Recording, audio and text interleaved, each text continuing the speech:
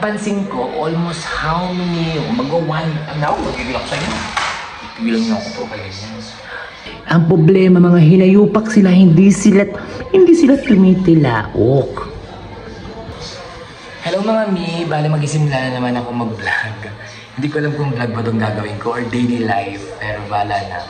Kung ano naman pag-gagawin ko kasi wala naman akong ginagawa din sa buhay. Pero in fairness sa tigyawat ko, namumukad ka, tignan mo, tigyawat ba yung pigsa? Anyways, nakaraan kasi may kukwento ako. Dahil nga syempre medyo bigo-bigo tayo sa pag-ibig. Dahil yung pag-ibig natin is medyo complicated and something na I don't know. Alam naman ng jowa ko pero parang hindi niya rin alam. Kasi wala akong maramdamang love galing sa kanya. So ngayon ang ginawa ko, isa pa naglalakad-lakad ako dito sa lugar namin sa Baring. Nakakita ko ng mga pet shop and nagustuhan ko magkaroon ng alaga. So yun na nga, nag-decide ako magkaroon ng alaga at ito na nga mga mi, naisipan ko mag-alaga ng lovebird. Eto guys, nako. Alam mo, bago ako bumili ng lovebirds, hindi naman ako stress sa buhay ko sa araw-araw na pagising ko sa umaga. Okay naman ang normal na normal ako. Yung blood pressure ko, okay lang din eh. So ito, napansin ko almost how many, mag-1, now, magigil ako sa'yo. Ipigilan niyo ako po kayo niya. Mag-1 month na ako. Wait lang ha, iikot ko lang yung camera. So ito na nga mga mi. Nakabili ako ng lovebirds. Hindi ko alam kung paano malalaman kung babae ba o lalaki o whatsoever. So ito na nga. Ang pangalan nito is... Actually wala pa akong pangalan eh. Pangalanan ko na ngayon. Ang pangalan nito is... Ano ang pangalan nito?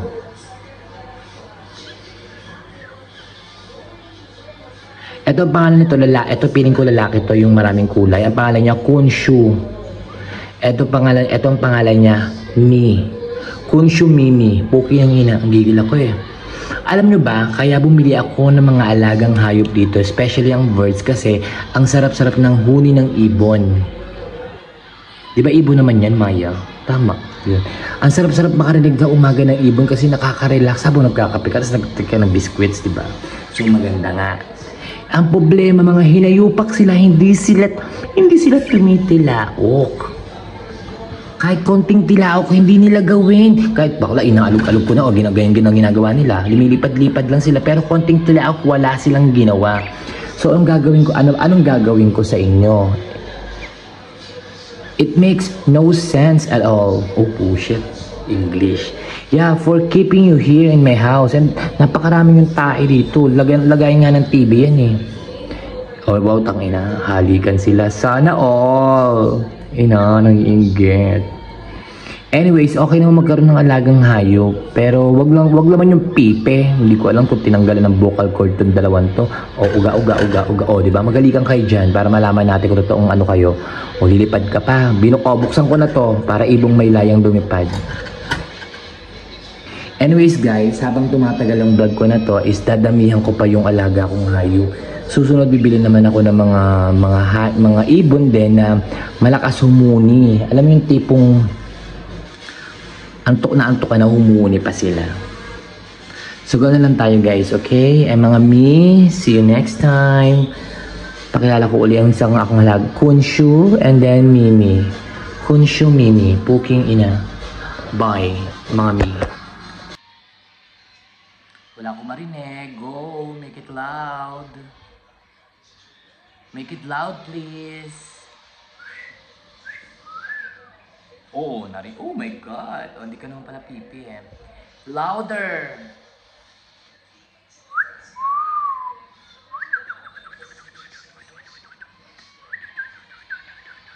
Parang mumuni siya kanina. May ginagawa niya dyan. Mga malibog kayo. Mumuni kayo. Huwag niyo ako ipahiya sa bayan ng Pilipino. Di wag. Parang mumuni naman. Ay. Okay, bye.